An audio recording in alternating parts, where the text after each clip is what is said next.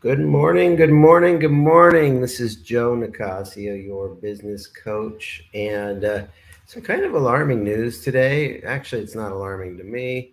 I've been following this a long time, but Time Magazine published on the internet today that why millions of Americans are quitting their jobs.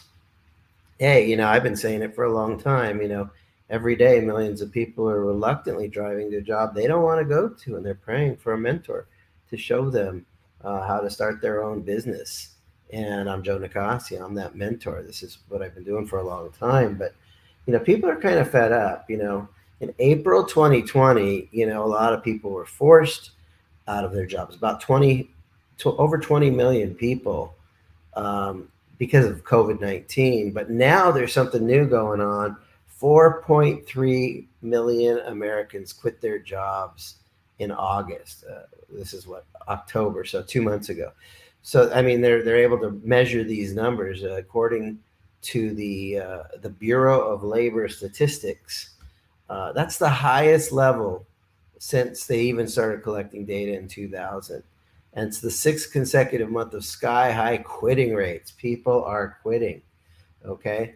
In the meanwhile, 7.7 million people who remain unemployed aren't, for the most part, jumping at the 10.4 million job openings, leaving business after business with the help wanted placards in their windows. So a lot of companies are looking for employees, but people are not jumping into the game. So let's see, what else does this article say? Those stats may seem puzzling. After months of economic and pandemic fueled uncertainty, things are finally looking up. Schools are reopening. Okay, that's good. Vaccine is widely available. Keep that needle away from me. And businesses are expanding. Uh, the economy, my business is growing. A lot of people are quitting their jobs and hiring me and saying, I'm ready to start my business, Joe. But labor experts say the rosy picture doesn't take into account the national mood. Americans are simply burned out. They're burned out and emboldened in the current labor market. According to Robert Reich, former U.S. Secretary of Labor, he says workers are burned out. They're fed up. They're fried. In the wake of so much hardship and illness and death during the past year, they're not going to take it anymore. Reminds me of that movie Network back in the 70s or 80s. I'm mad as hell and I'm not going to take it anymore. Mark Zandi, chief economist at Moody's Analytics, says that the conditions are good for workers to exert pressure on their employers. Time for the raise, better start asking for it because they don't want to lose you.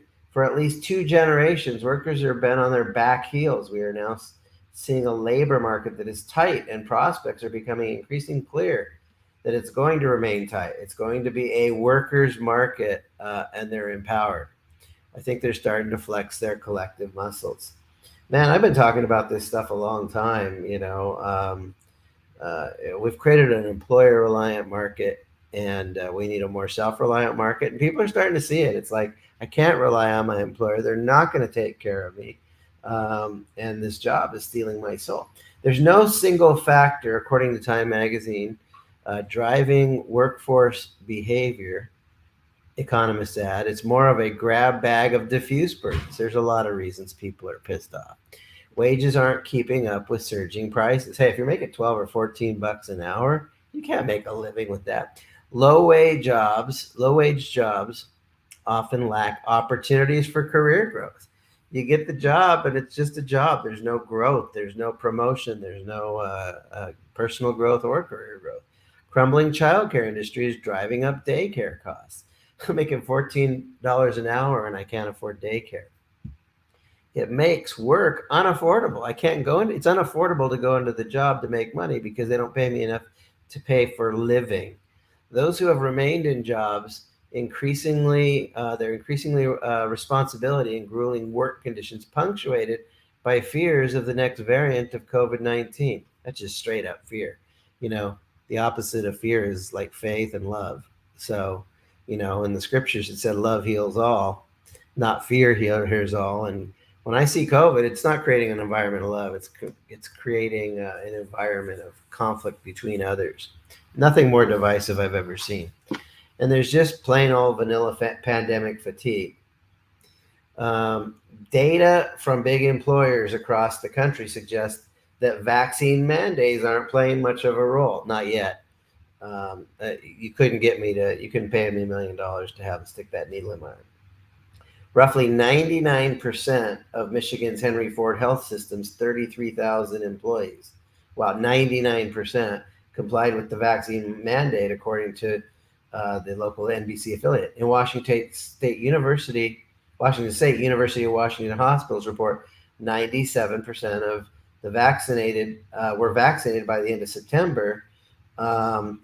Tuesday's numbers also offer proof that expanded unemployment insurance was not a significant factor in keeping people out of work, since more people are quitting jobs now than before when they had the there was this unemployment thing because of the pandemic relief, and they were paying a lot of money to people to stay away. Now that pandemic money isn't there anymore, and people are not rushing out to get jobs, and they're still quitting their jobs despite the fact that the pandemic relief isn't there anymore. I'm sure that some economists someday, digging through some data, will be able to prove there was some effect on the margin of the supplemental unemployment insurance, but it's really on the margins. On the top 10 list of reasons why people have been slow to go back to work, that might be number 10. The Great Resignation. Anthony Klotz, an associate professor of management at Texas A&M, who coined the term Great Resignation to describe this budding labor market, suggests the trends may have a silver lining. They may force companies not only to raise wages, that's it, and increase benefits, but also to have more flexibility, yes, to attract and retain an in-person workforce. Hey, the Zoom thing's catching on. You don't have to drive an hour in traffic, with crazy drivers. To serve other people. You can do it through Zoom. There's all this talk about people wanting more flexibility post-pandemic. There's an opportunity here for organizations to get together with workers who have to be in person and say, within the constraints of our business, let's obviously raise wages and benefits, but let's also talk about flexibility more innovatively. Look, employers, if you want to get people and keep people, if you want to gain, train, and retain people, you're going to have to be flexible and innovative. That's especially the case for people working in the food service and retail industries. In August, some 892,000 workers quit accommodation and food service jobs. That's almost a million. That's like 900,000 people. And 721,000 people quit retail positions, according to BLS data. The healthcare sector also took a hit. 534,000 U.S. workers resigned or quit from healthcare and social assistance positions. In both July and June and July, the rate of voluntary quits was 2.7% of the U.S. workforce. In August, the turnover rate was 2.9%. Those numbers marked unprecedented churn. The 4.3 million people who quit in August was roughly 20% higher than the resignations in August 2019, and more than 40% higher of the numbers who quit in August 2020. Again, this is Joe here, Employee Escape Plan. And if you want to start your own business, this is what I do. I mentor people to start your own business so you never have to go back to one of these low-paying, soul-sucking jobs working for idiots who don't give a damn about you. Okay? So it's a worker's market. By the way, on the screen here is if you want to have a conversation with me about starting your own business or growing your own business, go to schedule.employeeescapeplan.com. I'd love to work with you. So it's a worker's market. When a current employer is unable or unwilling to make a job more attractive, numbers on job openings suggest that burned out workers in many sectors can easily find new ones. There's an abundance of jobs available. Workers have more bargaining power they've had in the immediate past or recent past. If you look at the ratio of unemployed workers, job openings, or just the quit rate itself, that does not suggest there's more power for workers in the form of exiting. If they don't like the situation they're in now, they can leave. Adios, MF. If you don't like your job, you can leave, and there is choice. And if you don't like your job, you can always, of course, start your own business. because guess what? You are self-employed. If you have a business, everyone's self-employed if you think about it. And if you have a business, you got 100 clients and you lose one, you're self-employed with 99 clients. If you have a job, you have one client and they call all the shots. And if you're unemployed, you're self-employed with no clients. So everyone's self-employed. That's a Joe Nicasio, employee escape plan understanding. So that's why 35-year-old Amy Manasse of Illinois did, frustrated by limited senior staff and insufficient training at her medical lab assistant job. She felt overwhelmed and overworked at the hospital she started working at in May 2019. Things got even worse when the pandemic hit. She said, it was very difficult to know how we're doing such an important job with basically no training and not feeling your employer appreciates your concerns. Manasse says, with COVID, it just made it that much worse because of the staffing issues and having to do all these COVID tests. Like many other Americans, Manasse has completely switched professions, now providing science touring at a local community college. What's happened is COVID hit, a lot of people lost their jobs, and the people who had jobs all of a sudden had to do, twice as much work without any compensation increase. And now they're sitting on their job with their lack of compensation increase, but employers are like, they're rewarding new people to come in, but they're not even taking care of the old people who've been there loyal all along. See, the thing is workers can be loyal, but employers are not loyal to people. That's what I've been saying for like decades. Okay. So recent months have seen a rise in labor activity facilitated by school bus drivers in Maryland and janitors at the Denver airport, and threats of strikes among film and television producers and John Deere employers. Robert Reich, the current BLS numbers already point to a nationwide walkout.